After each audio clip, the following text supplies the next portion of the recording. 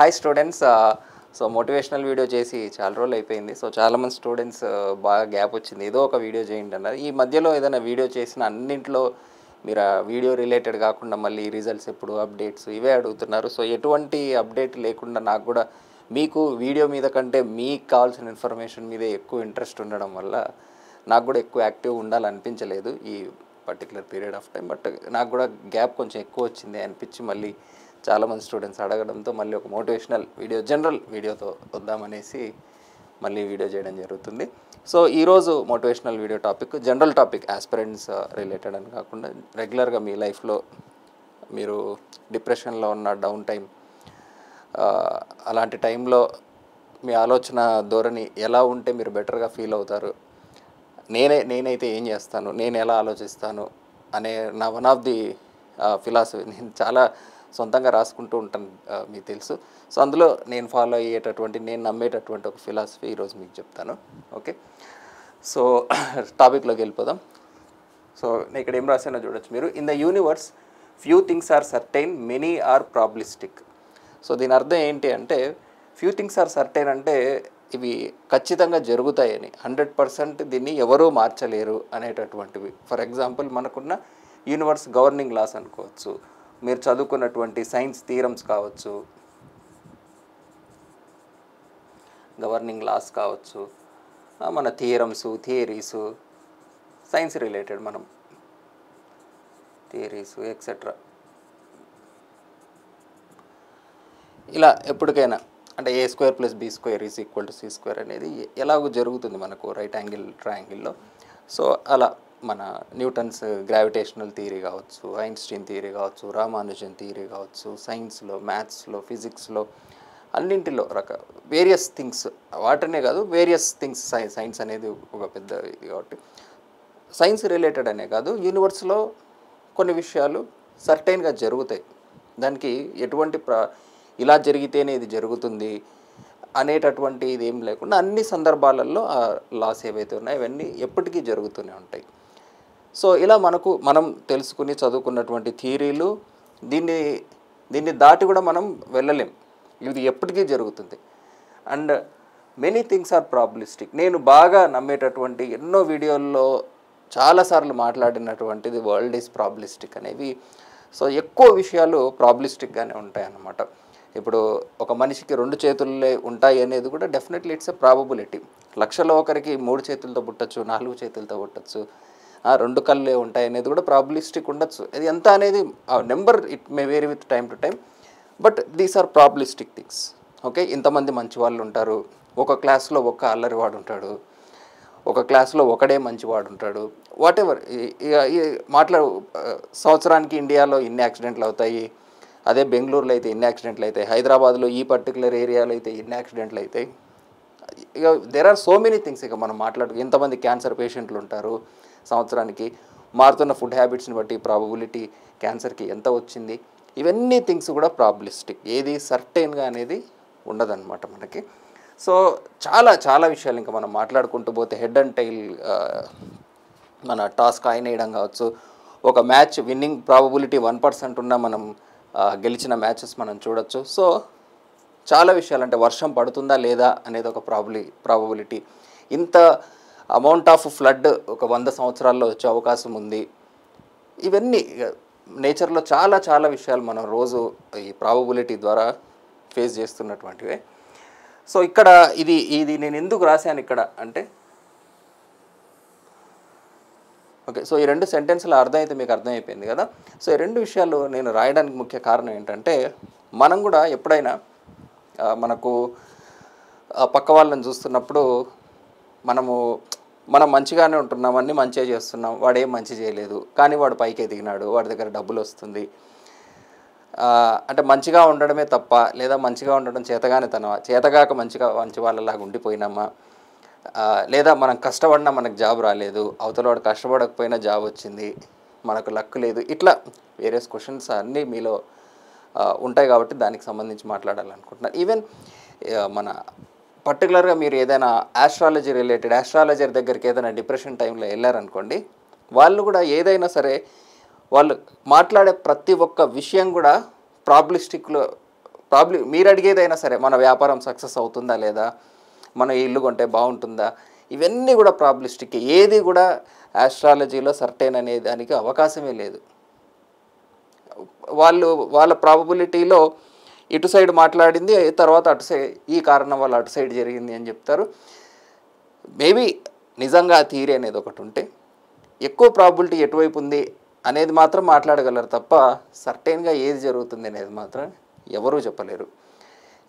ఇదంతా మనం ఎందుకు అసలు ఇది మోటివేషన్కి ఎక్కడ లింక్ ఉంది అనేది వస్తుంది మీకు. ఏ సందర్భాల్లో నాకు ఈ ఆలోచన ధోరణి హెల్ప్ అవుతుంది అనేది నేను మీకు అర్థమయ్యేటట్టు చెప్తాను. సో అసలు కష్టపడాల్సిన అవసరం లేదా మంచిగా ఉండాల్సిన అవసరం లేదా అంటే దీనికి నా దగ్గర ఉన్న సమాధానం ఏంటంటే, ఇప్పుడు యూనివర్సల్ గవర్నింగ్ లాస్ ఉన్నాయి కదా. For example law of stability తీసుకుందాం. లా ఆఫ్ స్టెబిలిటీలో యూనివర్స్లో ఉన్న ప్రతి బాడీ కూడా స్టేబుల్గా ఉండే ప్రయత్నం చేస్తుంది. కానీ ఆ స్టేబుల్గా ఉండడానికి అవకాశం ఉండాలి దానికి. ఫర్ ఎగ్జాంపుల్ మన సివిల్ ఇంజనీరింగ్ పాయింట్ ఆఫ్ వ్యూలోనే మాట్లాడతాం.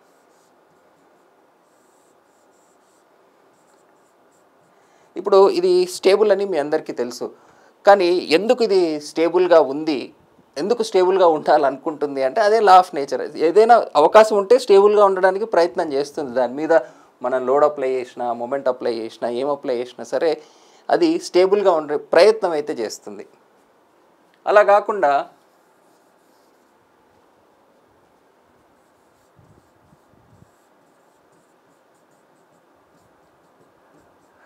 మనము ఇలాంటి ఒక లోడ్ ఇచ్చినప్పుడు దానికి స్టేబుల్గా ఉండే అవకాశమే లేదు.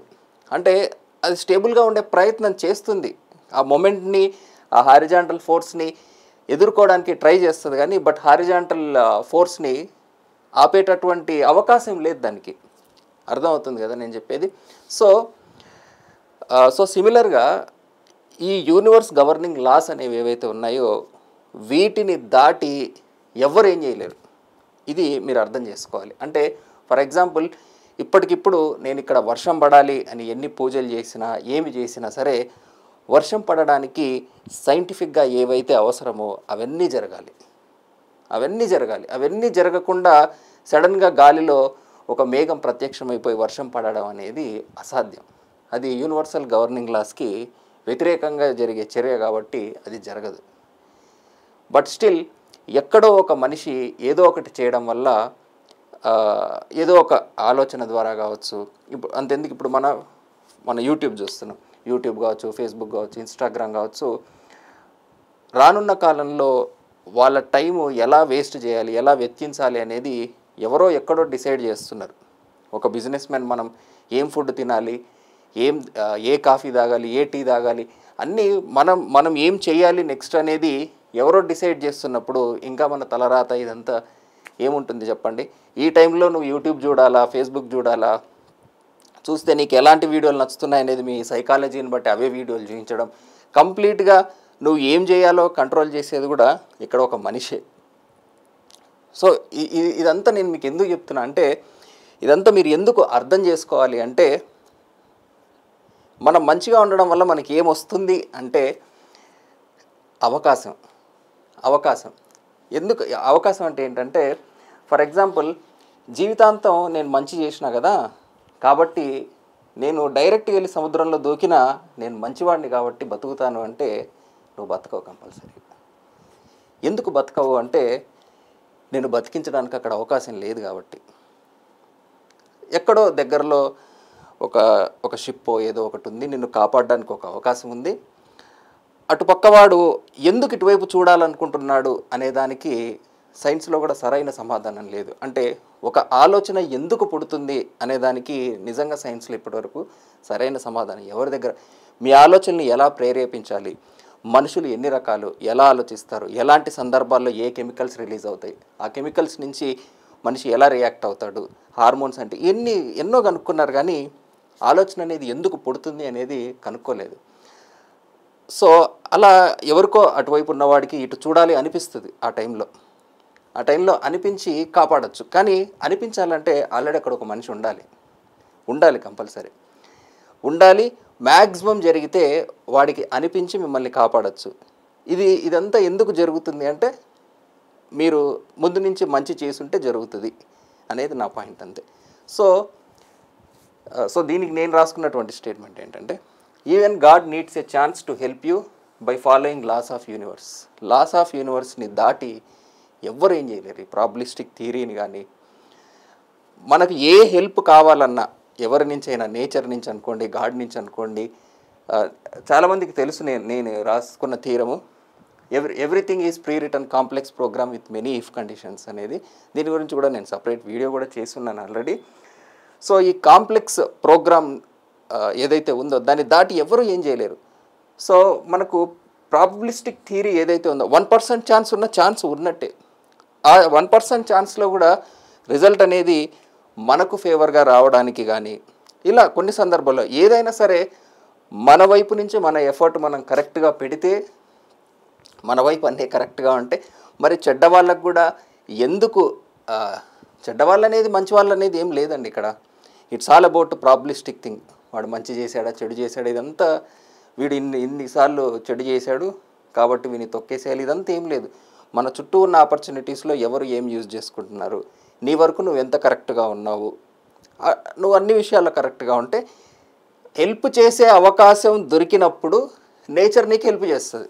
హెల్ప్ చేసే అవకాశం దొరకనప్పుడు ఎవరు నిన్ను కాపాడలేరు, నేచర్ కూడా నిన్ను కాపాడలేరు, ఎవ్వరు కాపాడలేరు. ఆ అవకాశం ఉన్నప్పుడు ప్రాబబిలిటీ మన సైడ్ వస్తుంది అంతే. కానీ అది ఎప్పుడు వస్తుంది తెలుసా? నువ్వు ఓపికగా వెయిట్ చేయగలిగినప్పుడు.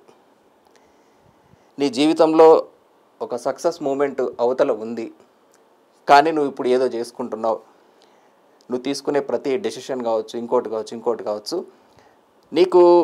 నీకు హెల్ప్ చేయాలన్నా నువ్వు వెయిట్ చేయాలి. ఫస్ట్ నువ్వు వెయిట్ చేసి ఆ హెల్ప్ తీసుకునే పరిస్థితిలో ఉండాలి. సో లైఫ్లో మనం తీసుకునే ప్రతి డెసిషన్ కూడా ఇట్స్ ఎ ప్రాబబిలిస్టిక్ థింగ్. నువ్వు ఏ డెసిషన్ తీసుకుంటున్నావు అనేది కంప్లీట్లీ నీ డెసిషన్, దానికి తగ్గట్టుగా నీ లైఫ్ సెట్ అవుతూ ఉంటుంది. సో మనం ఉండేటటువంటి లైఫ్ స్టైల్ కావచ్చు, మనం ఎలా బ్రతికాము, ఎలా మంచి చేసాము, ఏం చేసాము మన జీవితం మొత్తంలో అనే దాన్ని బట్టి ప్రాబబిలిటీలో ఎప్పుడైనా అటున్నది ఇటు అయ్యే అవకాశం ఉంటుంది మనకి, ఇంతే.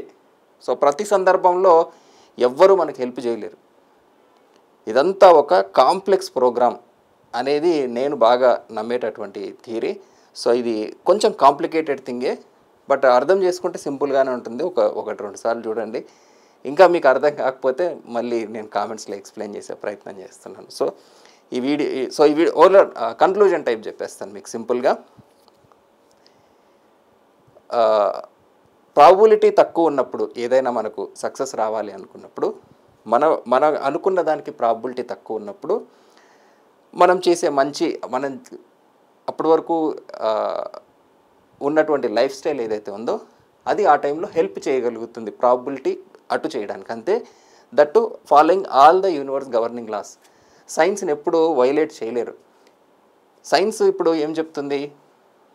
వర్షం రావడానికి ఇంత % అవకాశం ఉంది అని చెప్తుంది.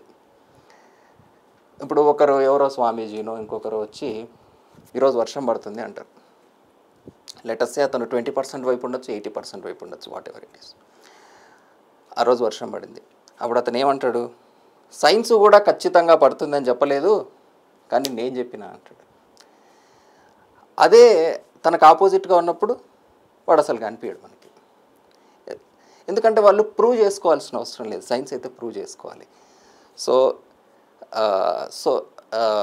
సో ఫైనల్గా నేను ఏం చెప్పాలనుకుంటున్నాను మీకు అర్థమైంది అనుకుంటున్నాను. సో మన లైఫ్ స్టైల్ మనం ఎలా బ్రతుకుతున్నాం, మంచిగా బ్రతుకుతున్నామా, మంచి చేస్తున్నాం, మనం కరెక్ట్గా ఉన్నామా అనేది కూడా చాలా ఇంపార్టెంట్. పక్క వాళ్ళు ఎదుగుతున్నారు అంటే మనం వాళ్ళని చూసి ఓకే మనం కూడా చెడ్డగా ఉండొచ్చు, మనం కూడా ఇవన్నీ చేయొచ్చు అనేది పాయింట్ కాదు ఇక్కడ. మన చుట్టూ మనకున్న అవకాశాలని బట్టి, మనం తీసుకునే నిర్ణయాలను బట్టి మన జీవితం మారుతూ ఉంటుంది. మన లైఫ్ స్టైల్లో మనం జీవించిన విధానాన్ని బట్టి మనకు కష్టకాలంలో సపోర్ట్ అనేది ఈ నేచర్ నుంచి దొరుకుతుంది. ఇది నేను చెప్పాలనుకుంటుంది. ఈ అన్ని సిచ్యువేషన్స్లో కూడా ఎప్పుడూ కూడా ఈ లాస్ ఆఫ్ యూనివర్స్ని దాటి మీరు ఏదైనా కోరుకుంటే కూడా దానికి ఎవ్వరు ఏం చేయలేరు. అది కూడా గుర్తుపెట్టుకోండి. Thanks for watching.